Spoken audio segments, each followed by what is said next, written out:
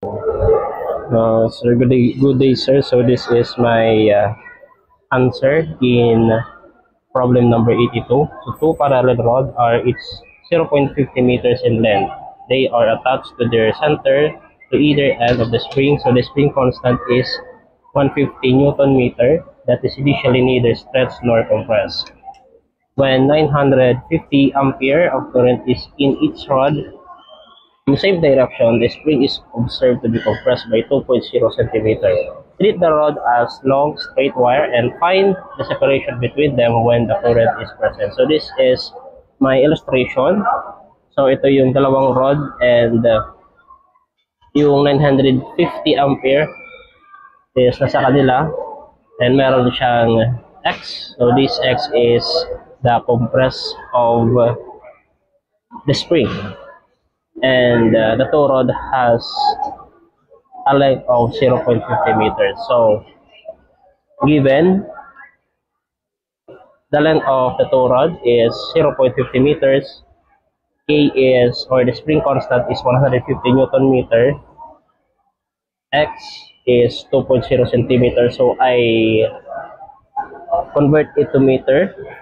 So, ang lumabas is 0.020 meter. And the current of both rod is 950 ampere.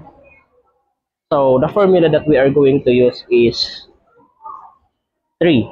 So we have the magnetic force, I sub 2, LB sine theta, and we have also the magnetic field, which is the permeability of free space,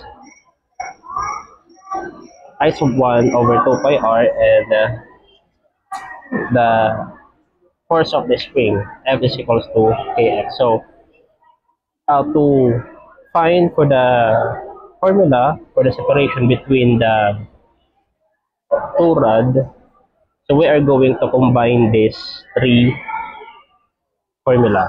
So let us first see the magnetic force, the formula of the magnetic force. So ito yung formula ng magnetic force. So since B is equals to the permeability of free space, so we are going to substitute B to permeability of free space, I sub 1 over 2 pi r. So ang mangyayari ganito. So exchange lang natin yung B to permeability of a free space times current 1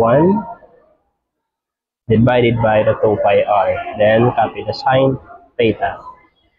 Okay, so ano naman yung gagawin natin dito sa isang formula? The F is equals to Kx. So this is the spring restoring force. Okay, so since F is equals to Kx, yung F dito, papalitan natin ng Kx. Okay, so ang nangyari, Kx is equals to I sub 2 L open parenthesis, permeability of a free space, I sub 1 over 2 pi r, close in parenthesis, sine theta. So now to find the separation between the two rod, cross multiply ko siya. So naglagay ako dito ng 1, then cross multiply. Okay. So, permeability of a free space, I sub 2 times I sub 1 times length times sin theta is equals to permeability of free space. Current I sub 2, I sub 1 L sine theta is equals to Kx times 2 pi r is equals to Kx 2 pi r. Then, divide both sides by Kx 2 pi. So, cancel. Ang natira na lang is the r, which is the separation between the two rod. And here, so, meron na tayong formula. So, kapag dinivide natin siya, ito na yung magiging result. So meron tayong formula for the separation of the two rod. So R is equals to permeability of a free space times I sub 2 times I sub 1 times the length sine theta over kx 2 pi.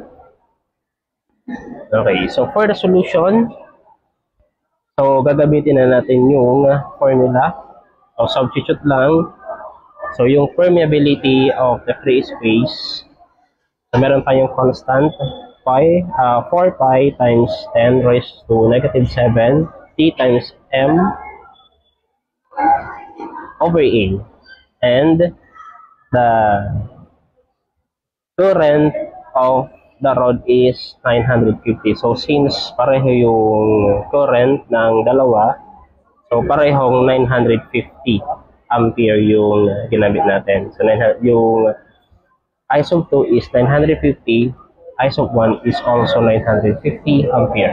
Okay.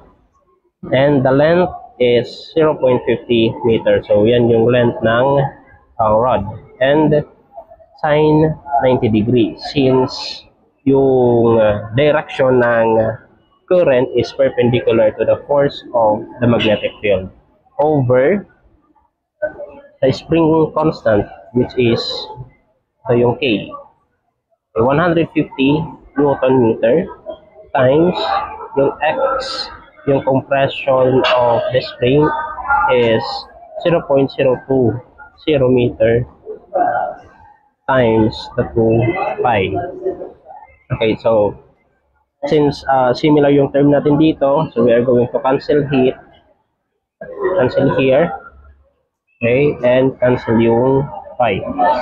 So 4 divided by 2 is equals to 2. Okay, so kaya ang nangyari, yung kaninang 4 pi, so naging 2 na lang, 2 times 10 raised to negative 7. Okay, so cancel na to. Cancel na yan. Okay. So 950 times 950 is equals to 900, 2,500. So copy the 0.50 meter times sine 90. And 150 times 0.020 is equals to 3. Okay? So copy the 2 times 10 raised to negative 7. So 902,500 times 0.50. The answer will be 451,250 meters. And sine 90 degree is 1. Okay? So 2 times 10 raised to negative 7 times 451,250 is equals to 0.09025 meters. So divided by 3, so the answer will be 0.03 meters. So this is now the answer. So this is now the separation of the two rod when the current is present.